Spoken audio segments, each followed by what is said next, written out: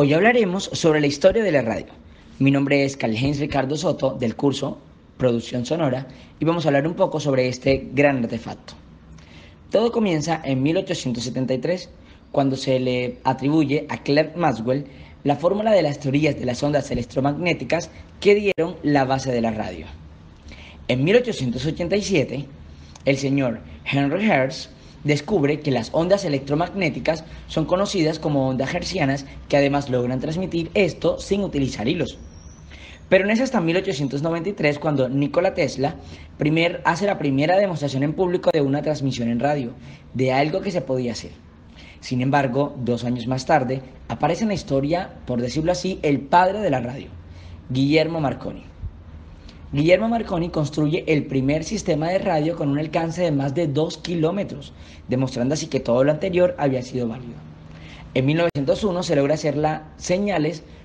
enviar señales a la otra orilla del Atlántico. Y en 1902, Julio Cervera fue el primero en transmitir voz humana entre Alicante e Ibiza, demostrando así que la radio ya estaba en acción. En 1920 se empiezan a hacer las primeras transmisiones para entretenimientos regulares en Estados Unidos y Argentina. Y a partir de 1922 se usa la radio para transmitir más que noticias y entretenimiento. Y se fundan la mayoría de las emisoras.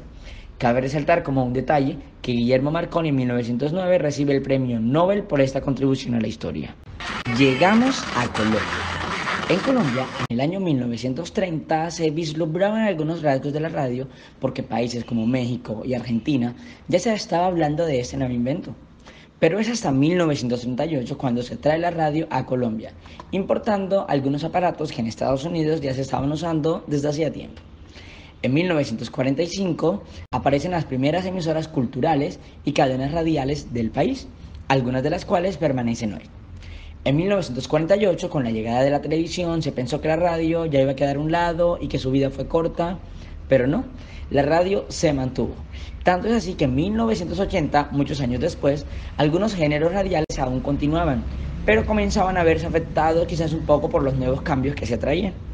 En 1990, las nuevas tecnologías digitales se empiezan a aplicar al mundo de la radio y algunos aparatos ya empiezan a ser más sofisticados con algunas consolas mucho más grandes para las emisoras.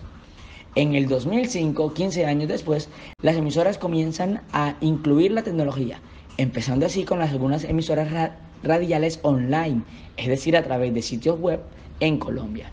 Hoy, la radio sigue siendo vigente y es un medio masivo importante de comunicación.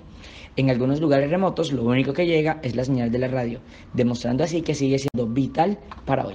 Esta es nuestra línea de tiempo.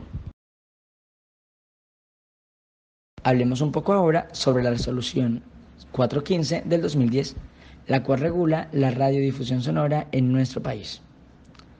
Hablando un poco sobre esta red, tenemos que se define como un servicio público de telecomunicaciones, el cual está orientado a satisfacer necesidades de telecomunicaciones de los habitantes del territorio nacional.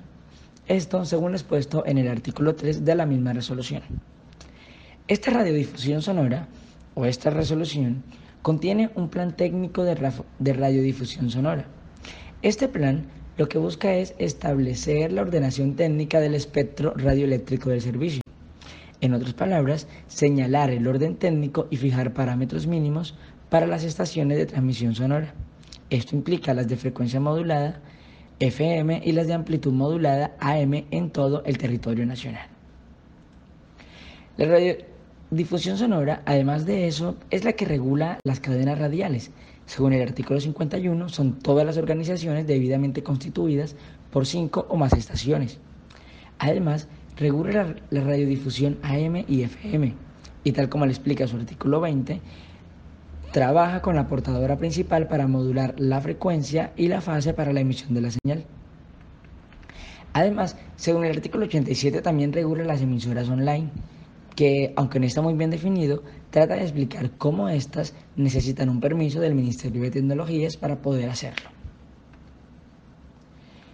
La radiodifusión sonora también es la que se encarga de que obligatoriamente escuchemos el himno nacional en la radio y en la televisión a las 6 de la mañana y a las 6 de la tarde, así como otros programas que están fijamente expuestos por la resolución de radiodifusión sonora o resolución 415 del 2010. La resolución 415 de 2010 tiene aspectos positivos, los cuales nos hace pensar que fue creada con el objetivo de regular, más que todo, la programación, los contenidos y los aspectos técnicos de una emisora. Pero también tienes aspectos negativos que se han pasado por alto sobre eso. Podríamos decir entonces que esta resolución 415 de 2010 se expone como un aspecto positivo para el país, ya que trata con el Ministerio de las TIC de vincular la radiodifusión con los elementos que nosotros escuchamos, al mismo tiempo articularlo con la televisión y canalizar los contenidos. Vamos a hablar un poco sobre algunos aspectos positivos. La radiodifusión sonora tiene un más en que todo está bajo supervisión y regulación. Hay estamentos y algunos artículos que controlan lo que se emite, cuándo se emite y por qué se emite. Además, permite la creación de emisoras comunitarias. Esta resolución continuó permitiendo que las comunidades tengan su propia emisora, facultando para ellos la transmisión de programas de interés de acuerdo a los contextos. También tiene como un aspecto positivo que gestiona un sentido útil a la radiodifusión y no solamente la deja como algo económico y comercial, sino que busca la utilidad de una sociedad y de una comunidad al respecto. Pero también tiene aspectos negativos. Por ejemplo, según el artículo 24, no hay censura para programas espiritistas al aire. Esto pudiera ser un poco tedioso para algunas comunidades, sobre todo para el derecho de los niños y niñas del país, niños y adolescentes. Es necesario que haya un control, porque los programas relacionados con brujos, magos y hechiceros pudiera presentar una realidad distorsionada, haciendo que se viole la garantía de los derechos de los niños, niñas y adolescentes.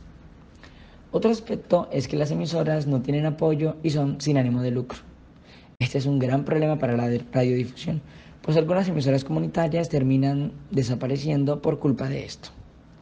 Además, una emisora comunitaria no puede pertenecer a una cadena radial según el artículo 54, lo cual la limita a tener cada vez menos y pocas cosas con cual conectarse. Aunque es una emisora comunitaria que pertenece a un grupo social específico, bueno, una cadena radial facilitaría algunas cosas. Vamos a detallar un poco los problemas y tratemos de presentar algunas propuestas. El problema 1. No hay censura para programas espiritistas al aire, que se puede hacer desde la comunicación social. Los comunicadores solo deben prestarse para hacer este tipo de programas en un horario apropiado y con un contenido práctico. Además, se deben anteponer los derechos a los gustos del comunicador o a las ganancias. Es decir, que los derechos de las otras personas que nos van a escuchar deben primar antes que la ganancia que obtendremos al presentar esto o mi gusto personal sobre el espiritismo. Finalmente, algo que se puede hacer es hacer programas más informativos sobre este tema y no incitar a dicha práctica. Tener algunos invitados que practiquen magia, hechicería o que den consejos espiritistas pudiera no ser tan alentador para otros. Más que incitar a la práctica, se debe informar sobre el tema. Otro problema, las emisoras no tienen apoyo y tampoco son de lucro. ¿Qué se puede hacer? Bueno, se puede disponer de fondos para las emisoras comunitarias y de interés, procurando que el gobierno nacional disponga de alguna suma para facilitar el apoyo económico a esas emisoras. Además, los comunicadores deberíamos estar dispuestos a trabajar por la comunidad y los intereses. Para ello, las escuelas de comunicadores, en clase de algunas facultades de universidades, deben establecer prácticas obligatorias en este tipo de emisoras, lo cual nos enamore de esta práctica y terminemos quizás haciendo parte de nuestro trabajo social. Un tercer problema que detallamos es que una emisora comunitaria no puede pertenecer a una cadena radial. Aunque esto es un poco entendible, pudiera ser una problemática, y los comunicadores deberíamos fortalecer los vínculos entre regiones para crear redes radiales, lo cual pudiera ser un reemplazo a las cadenas radiales, y en estas redes se puede fomentar el intercambio de ideas y planes de regiones afines. Además, se pueden conseguir permisos para crear cadenas radiales exclusivas de las emisoras comunitarias. No cabe duda que la resolución 415 del 2010, además de sus aspectos positivos, tiene cosas en las que pueden mejorar y que como comunicadores debemos hacerlo. casi llegando a 10 años de esta ley, se hace práctico quizás una reforma, una adaptación al contexto y cosas que se puedan incluir nuevas para esto. Por eso los nuevos comunicadores estamos dispuestos a ello. Esto ha sido todo por hoy y ha sido un gusto compartir la historia de la radio en el mundo, en Colombia y la ley 415 del 2010. Los invitamos a ver nuestros links que están adjuntos en algunas de las diapositivas para que aprendan un poco más y para que repasen. Muchas gracias. Esto fue todo por hoy. Mi nombre es Calvin Ricardo Soto para Producción Sonora.